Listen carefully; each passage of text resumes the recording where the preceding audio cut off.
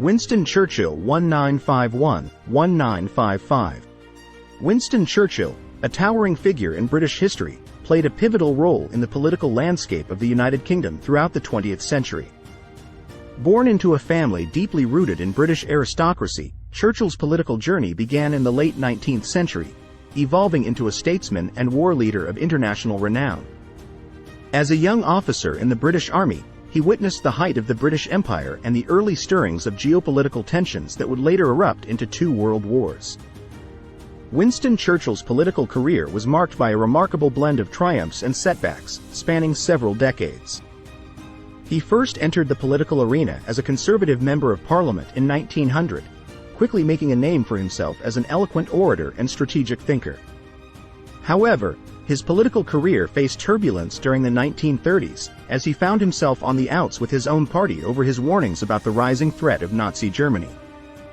Churchill's political fortunes took a dramatic turn during World War II when, in 1940, he was appointed Prime Minister, steering the nation through the darkest days of the conflict.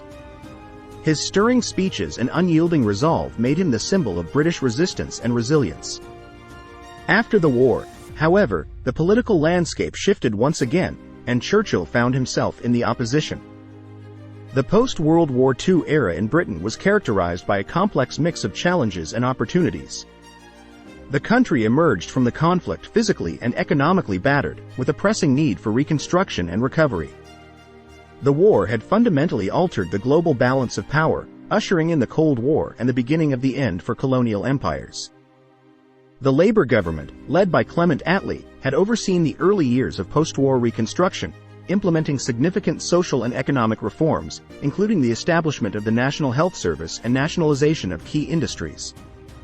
However, by 1951, the political tide was turning, and the Conservative Party, under the leadership of Winston Churchill, returned to power. Winston Churchill's early political career was marked by a dynamic blend of successes and setbacks. Starting as a Conservative Member of Parliament in 1900, Churchill quickly distinguished himself as a vocal and passionate advocate for various causes. His political trajectory, however, was not confined to a single party. In a controversial move, he switched allegiance to the Liberal Party in 1904, aligning himself with their reformist agenda. Churchill's political versatility became evident as he held various ministerial positions, including First Lord of the Admiralty. In the lead-up to World War I, his commitment to public service and keen strategic insights earned him admiration, but his political career faced a significant setback with the disastrous Gallipoli campaign during the war, for which he took partial responsibility.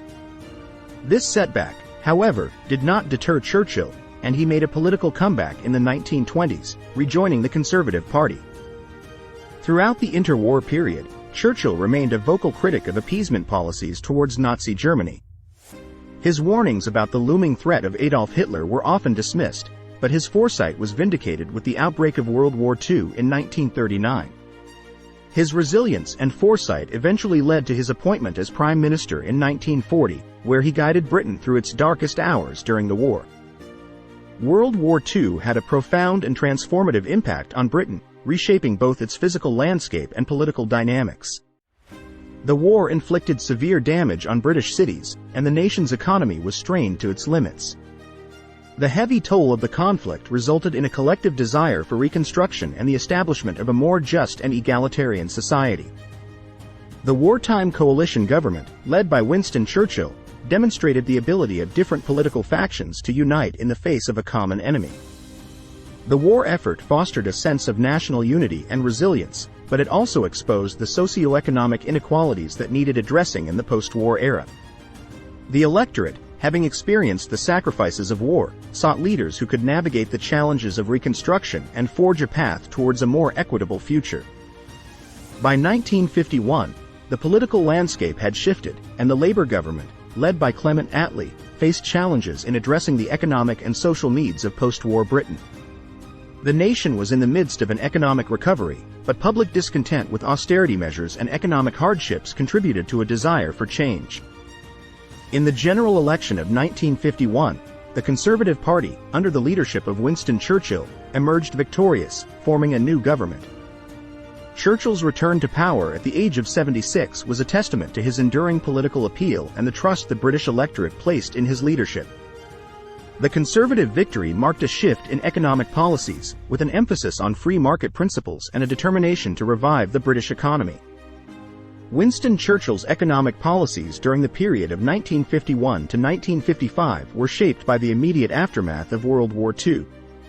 Faced with the need to rebuild a war-torn nation, Churchill's government initially implemented austerity measures to stabilize the economy. These measures included rationing and fiscal restraint, aiming to reduce the national debt and lay the groundwork for a sustainable recovery. Despite the hardships imposed by austerity, Churchill's government recognized the importance of jump-starting economic growth. Investment in infrastructure projects, such as the construction of roads and housing, was prioritized to create jobs and stimulate economic activity. This delicate balance between fiscal discipline and targeted investments set the stage for the gradual revival of Britain's economy. One of the defining features of Churchill's economic policies was the continued nationalization of key industries.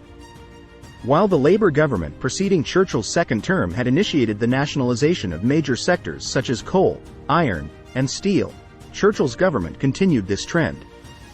The aim was to ensure public ownership and control over industries deemed crucial to the nation's well-being, contributing to a mixed economy model that combined state ownership with private enterprise. Cold War dynamics and Churchill's role on the global stage. The post-war period was marked by the intensification of Cold War rivalries between the Western democracies and the Soviet Union. Winston Churchill, known for coining the term Iron Curtain to describe the ideological divide in Europe, played a significant role in shaping Western responses to the emerging threat of communism. His speeches and advocacy for a united Western Front against Soviet expansionism contributed to the formation of NATO, North Atlantic Treaty Organization, in 1949, solidifying the West's commitment to collective defense. Churchill's influence on the global stage during this time reflected his commitment to preserving democratic values and resisting the spread of communism. His diplomatic efforts aimed to foster alliances and cooperation among Western nations in the face of geopolitical challenges. The Anglo-Iranian oil dispute and other diplomatic challenges. Churchill's tenure was not without diplomatic challenges. The Anglo-Iranian oil dispute in 1951, which began under the preceding Labour government, escalated during Churchill's term. The nationalization of the Anglo-Iranian Oil Company by Iran's Prime Minister Mohammad Mossadegh strained relations between the two countries. Churchill's government responded with diplomatic and economic pressure, attempting to safeguard British interests in the region. Churchill's government recognized the need for social reform and improved welfare in post-war Britain. The National Health Service, NHS, established by the Labour government in 1948, continued to receive support and funding under Churchill's leadership. The NHS aimed to provide universal healthcare access, a landmark policy that remains a cornerstone of Britain's social welfare system. Churchill's government also prioritized education as a means of building a stronger and more equitable society. Efforts were made to expand access to education, with a focus on improving schools and ensuring that all citizens had the opportunity for quality learning. Culturally, the period saw the continuation of post-war developments, including the Festival of Britain in 1951, which aimed to celebrate British achievements in science, technology, and the arts. This cultural initiative reflected Churchill's commitment to showcasing Britain's resilience and innovation on the world stage. Despite efforts to implement economic recovery measures, Winston Churchill's government faced significant economic challenges during the period of 1951 to 1955. The lingering effects of World War II, coupled with the austerity measures implemented for fiscal stability, resulted in a period of slow economic growth and high unemployment. The public, still grappling with the aftermath of the war, experienced hardships that fueled discontent. Austerity measures, though deemed necessary for economic stability, were not universally popular. Rationing continued, and the scarcity of certain goods persisted, contributing to a sense of frustration among the public. The Labour opposition criticized the Conservative government for its handling of the economy, arguing that the recovery was unevenly distributed and that more could be done to alleviate the economic challenges faced by ordinary citizens. The post-war era saw the unraveling of the British Empire as colonies sought independence. Churchill, who who had played a prominent role in the imperialistic era, found himself navigating the complexities of decolonization. His stance on this issue faced criticism from various quarters. While Churchill recognized the inevitability of granting independence to some colonies, he held a conservative view on the pace of decolonization. Critics argued that his approach was rooted in a nostalgic attachment to the imperial past and that he was resistant to the changing geopolitical realities. The consequences of Churchill's stance were felt in various regions, where nationalist movements pressed for self-determination. Churchill's second term as Prime Minister was not immune to opposition party criticism, particularly from the Labour Party led by Clement Attlee. The Labour opposition seized on economic challenges, discontent among the public, and perceived shortcomings in foreign policy to criticize the Conservative government's performance. Internally, the Conservative Party faced its own set of challenges. While Churchill was a unifying figure, internal dissent emerged over various policy issues, including economic strategies and the pace of social reforms. Some factions within the party advocated for a more rapid move towards free market policies, while others were more cautious in their approach. Moreover, Churchill's age became a subject of internal discussions within the Conservative Party. By the mid-1950s, concerns about his health and ability to lead effectively were raised. These discussions laid the groundwork for the eventual transition of leadership within the Conservative Party, as it sought to adapt to the changing political landscape. Winston Churchill's impact on post-war Britain was profound and far-reaching, leaving an indelible mark on the nation's history. As Prime Minister during a crucial period of Reconstruction, Churchill played a pivotal role in shaping the trajectory of post-war Britain. His economic policies, while grappling with challenges, set the foundation for the country's recovery.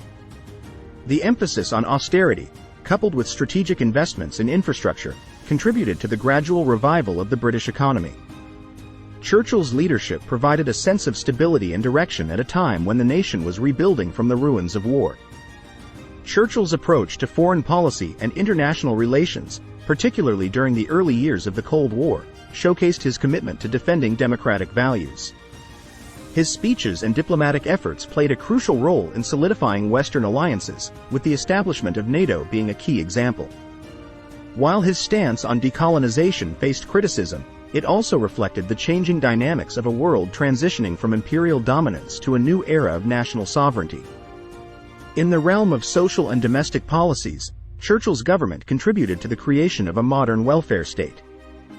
The continuation and support of the National Health Service, NHS, as well as efforts to address poverty and inequality, reflected a commitment to social justice and the well-being of the British people. Winston Churchill's contributions to British politics, economy, and international relations during 1951 to 1955 left a lasting legacy that extends well beyond his time in office. In British politics, Churchill's leadership marked a transitional phase. The Conservative Party, under his guidance, adapted to the changing landscape of post-war Britain, emphasizing economic recovery and the preservation of key institutions. His tenure paved the way for the emergence of new leaders and the evolution of conservative ideology in the years that followed. Economically, Churchill's policies set the stage for the eventual resurgence of the British economy. While austerity measures were necessary for stability, the investments in infrastructure and the mixed economy model contributed to the long-term economic recovery. His commitment to rebuilding the nation's economic strength influenced subsequent governments and their approaches to economic governance. Internationally, Churchill's contributions were instrumental in shaping the Western response to the Cold War. His role in the formation of NATO and advocacy for a united front against Soviet expansionism helped define the geopolitical alliances of the post-war era. The principles he articulated in his speeches continue to resonate in discussions on democracy, freedom, and the preservation of individual liberties. Winston Churchill's significance as a leader during the 1951 to 1955 period lies in his ability to provide stability and direction to a nation recovering from the ravages of war. His leadership philosophy, encapsulated in his speeches and quotes, reflected a blend of resilience, determination, and a commitment to democratic values. As a leader, Churchill faced and navigated challenges, both domestically and internationally, leaving an enduring impact on the course of post-war Britain. His legacy extends beyond the specific policies of his government, encompassing a broader narrative of leadership, vision, and the ability to inspire a nation towards renewal and progress. In conclusion, Winston Churchill's leadership during the 1951 to 1955 period remains a pivotal chapter in British history. His enduring legacy continues to shape the collective memory of post-war Britain, embodying the spirit of resilience and determination that characterized the nation's recovery and transformation during a crucial period of Reconstruction. Thank you for watching this video. If you found it informative, please like, comment, and subscribe to the channel for more content like this in the future.